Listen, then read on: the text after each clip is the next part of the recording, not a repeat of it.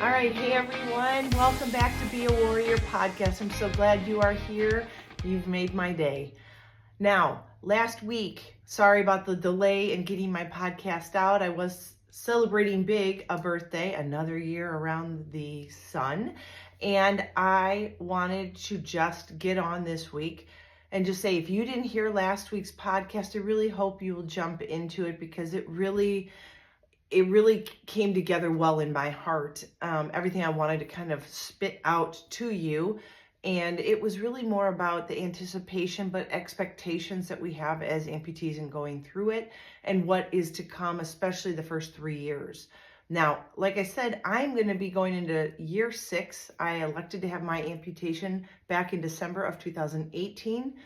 And for me, it was the best decision ever. And I think that I was lucky enough to have the right medical people around me to give me the positive motivation to say, you can do this, but gave me the reality check and the kick in the butt that I needed to say, but it's not going to be easy. You're really going to have to dig down deep at times, and you're going to have to be patient with the process. So that was last week, and I really hope you listen to it and share it because I really want to get that message out to any newbies, anybody that's just curious about it, but really anybody that's thinking about amputation. It is not uncommon. Lately, I've seen more and more since my amputation, I'm hearing more about people electing to have it done. And it's usually after years of a bad medical condition like mine was, just horrible procedures, one after another to fix my knee. It wasn't the doctor's fault. I just had arthrofibrosis, which is hyper scarring of joints upon having surgeries. And so every surgery I had was making my leg worse. Well, then when you get that much scarring, I basically had no good blood flow and they got a blood clot, and I said, I'm done. But for those people going into it, it is not uncommon to hear this question come up on social feeds. And it is, listen, I'm not living a good life right now. Will it be better for me if I amputate? That is a loaded question because no one knows the true you. In social media, unless you are good friends outside social media aspect, nobody knows. And you're going to get people that say, no, you're probably worse off. I bet those people are having a really hard time with their amputation. And those people that are rocking it are going to say, oh yeah, it's a breeze. The reality is that it is hard. You have your ups and downs. And for me, it took about 3.5 years before my leg kind of went into its normal status. For my residual limb, it wasn't swelling, it wasn't atrophying anymore. I had lost and maintained the weight I wanted. And so since then, I've been doing great, except for the neuroma I had a year after. And I have to tell you, we're going to jump right into this week's because I labeled this help. Of course, going into 6 years, you think nothing's a problem. I've been traveling a lot. And I have gotten sick from 2 of those trips. And so been down and out, haven't been to the gym, haven't been doing my normal routine, have been spending a lot of time at home. And now that the holidays are coming and I love to entertain, I've been prepping Halloween stuff, getting ready for some Christmas crafts. And it's just been one thing after another.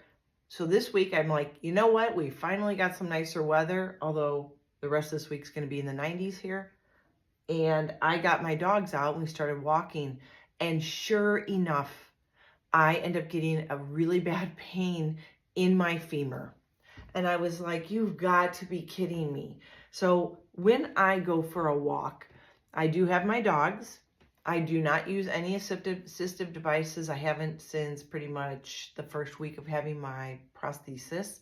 I wanted off of everything as fast as possible because I was so sick of walkers and crutches that I'd been using for 5 years.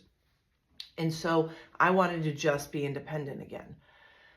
So I go out, I got my dogs, everything's great. I'm feeling a little uncomfortable, but I'm taking it. And I always watch my steps. I always am practicing good gait. Even 6 years in, I still practice it because some days I'm more tired than others. Some days I'm coming back from a leg day and my legs are tired and I'm getting kind of lazy with my steps and my hip and keeping my body in tight so that I can have a good gait.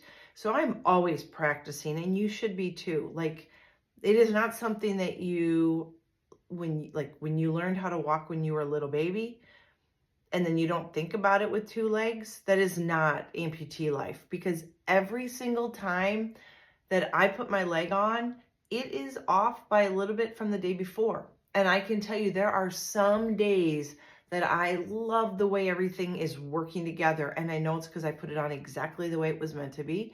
And there are other days where I'll just deal with it, even though I can kind of peripherally see that my foot might be toe might be in or out, even just a centimeter off. I can totally tell. And I can also tell if my knee isn't lined up right, because then when you're swinging through, if your knee is shifted out or in, you don't have the same straight kick through movement. And so when I walk, sometimes, because I don't want to take my leg off every time there's just a little bit of an issue, so I deal with it. So when I walk, I'm always very cognizant of my steps. Well, yesterday, 2 days ago, my first walk in a very long time, because it's been so hot here, I took the dogs out.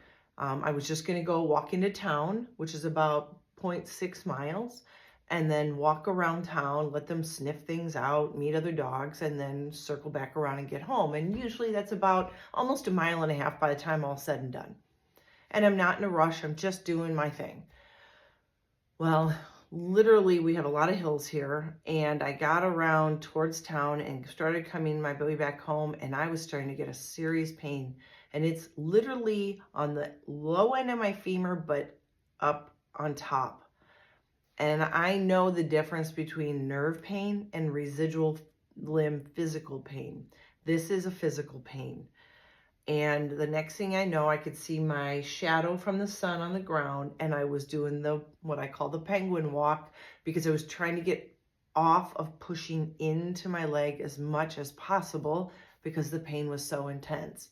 But I am so vain that if a car was coming, I would sit up straight and suck it up and deal with the pain of striding hard and through my leg. And then we have a couple really big hills that are just almost hard to push up to get up to the top before you go back down and go up another one.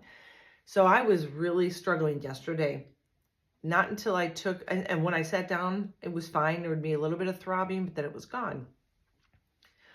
That night, I took off my prosthesis and, did my shower and everything. And I just started pushing around on my residual limb on top just to see, just pressing lightly in different areas to find out if I bruised something, or did I feel like a bone spur, or is there a neuroma again? God help me. And I felt like there was a bruised area. At least that's what it felt like to me the first time. So then yesterday I'm like, okay, so if you've been listening to me, you understand that my leg goes back on and I head out the door again in the morning with my dogs. We're going for a walk, and I will show it who's boss. That is the way I work. I mean, look at the shirt I made. Shut up, leg, you're fine. You know what? That is totally what my life is like. There is no rest for the weary here. And if you're in pain, you deal with it. That is how I go about life. Now, I know my pain, and this is just, believe it or not, I believe just a bruise pain. So I will probably try bruising it up again and see what happens. Well, sure enough, went for the same walk, same distance, and literally cut it short a little bit because I just did not want to get to the place that I was the day before. So now here I am going, great.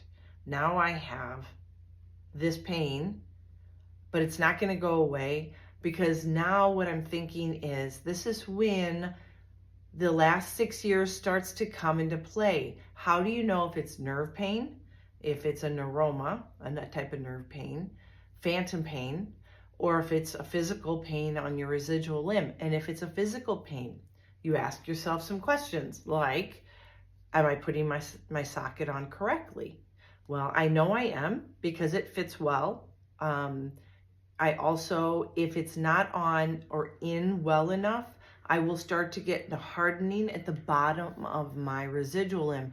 Now, some of you may have had this, and I've talked to a bunch of ladies in the last year Well, we've discussed this, and it seems like everybody that I've talked to has kind of gone through something very similar, where you kind of know your tissue after several years or even a year. You know what it feels like. If you're taking a shower and you're touching down there, you know it's soft and it's pliable, it's just mushy. Well, if you are having an issue with your fit, one of the first things you might start noticing is your limb will start to harden. And it's really, I have to tell you, it is a frightening experience, because the first time that happened to me, I like was wide-eyed in the shower and I was like, oh my God, this doesn't feel right. And of course, my first thought is, what did I do? Do I have some sort of infection? That was my first thought. Is it warm? I couldn't tell. It's been in a socket all day. Of course, my leg is warm and it's swollen. I mean, those are all signs of infection. It's red because when you take your leg off and you are standing in a shower, it's really weird. Your residual limb will start to turn red and purple. At least mine does. And it's really weird. Like, I've come out, my husband's like, why does your leg look like that? It's now become just commonplace. We get it. That's just what it does. But it's like purple and red. It's really weird. Well, so you got red, you got swollen, you got hot. And I was like, oh God, I don't want an infection. And I have heard horror stories of amputees doing great and then 4 years in get an infection in the bone or something. And I'm like, I don't want that. So the first time that happened to me, I panicked. When I told my prosthetist about it, he said it can happen because you're not fitting in all the way. He goes, do you feel like you're getting in all the way? Well, it's kind of the chicken or the egg, because once it starts to swell like that, it doesn't go down overnight. The next morning I put my leg in, but it doesn't fit well because it's all swollen at the bottom versus pliable. And so then you do it all over again. And what we call is pistoning, when you are basically, your skin is getting pulled up and down into your socket, and that almost does some bruising. So it creates swelling and a bruising in there that hardens up the tissue.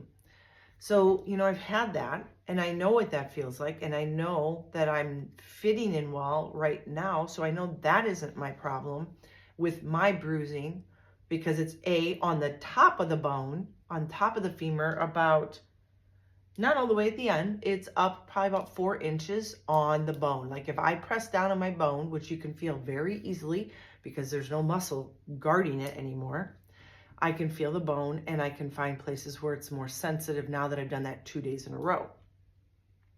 So now what? You're like, okay, I'm not pistoning. My flesh is soft and pliable like it should be. I'm bruising. I haven't noticed much fluctuation in the scale. That's the next step. I get on a scale and I'm like, okay, have I lost a lot of weight? Because if I lose weight or my limb atrophies or does something more where there's a little bit of change, which I guess after 6 years could happen, then I could be banging my femur up against the side wall and bruising as I walk. And of course, then there's also a neuroma. But neuroma tends to be very painful, but it would also give me a really bad phantom pain when I touch it. And this does not. This really only gives me physical pain on the bone. Nothing, no phantom pains come into play when I walk and hurt it or when I touch it. So I'm ruling out neuroma. The only other thing that kind of worries me is if it's not a weight fluctuation issue in my socket of losing volume. I'm hoping it's not like a bone spur, because that can also happen. I've heard of a lot of people that will get bone spurs growing all over their residual limb bone, and then doctors have to go back in and clean it up because it's digging into the flesh and creating pain that can be unbearable. And then I've even heard of one person where they've broken through the skin, and I really don't want that at all. So when I sat there and said, oh my God, help, what do you do? What do you do when you don't know what to do? And all I can say is at this point in the game, I have learned in 6 years, and it takes time and it takes experience to know what to eliminate and what to think about. I can tell you right now that worry does nothing to help the situation. So take a deep breath and step back and look at the facts. Be a scientist. Look at the facts. Has this been happening a lot? Are you noticing a change in the way your socket is fitting? Does it slide? Like for me, it's sliding off really easy at night, and we're not, when this, like it hasn't been that hot. When I go out walking, it's not the 90 or 100. I walk in the morning when it's still like 60. And so it's not heat. So, I have to be thinking of all these things. So do you. You have to know yourself enough to know to stop, take a breath, and get scientific. So start eliminating things, because if you can eliminate some symptoms or some outcomes, this will help you narrow. Now, obviously, with more experience, I'm not panicking about this. It is what it's going to be. And I know that I will rise up no matter what, right? I did, though, 2 days in a row, I did reach out to my prosthetist so he understands this is what's happening right now. I don't want to wait a week or so and go, hey, last week I was. No, he needs to know right away. I tested it out Monday, had it happen. Thought, okay, let's retest Tuesday. Nope, it's still there. And yes, it is hurting from pushing down on my femur. So he knows. He said, okay, let's try to get this nipped right away. So can you come in? So I haven't made an appointment yet. I don't want to jump to it yet. And this week is really crazy. So I'm going to see if we can get in next week. And I can let you guys know what happens and what we decide to do. I'm really, truly hoping we don't have to make another socket, because that would suck. Because the whole socket process is long. I would have to recreate my designs that I want to do, which is kind of exciting, but I really don't want that in the middle of the holiday seasons. And I'm doing so many other projects, like making t-shirts for people I know. And, but if that's what it is, that's what it is. And that would be the easiest fix, right? If it's a bone spur, you're talking surgery. I don't want any more surgeries. Surgeries take me out of my socket for another 4 weeks or so. So we're going to hope and pray that it is simply just me hitting in the socket, and maybe I need to make some adjustments. Now, I have to say, I'm skin fit. So with being skin fit, I can't just put socks on and pat it like that. So we're going to have to just see what he sees when I go in, take off my leg, and he kind of does some measurements. So we get very scientific, right? You need to have numbers. Quantity is what dictates, especially to insurance. They want actual numbers to show change in volume, change in diameters, and things like that. So when you don't know what could be happening, I would tell you right now, okay, your call to action this week. Let's say you're in a position, you're a new amputee, and something is not right. First and foremost, please don't take to social media to ask people.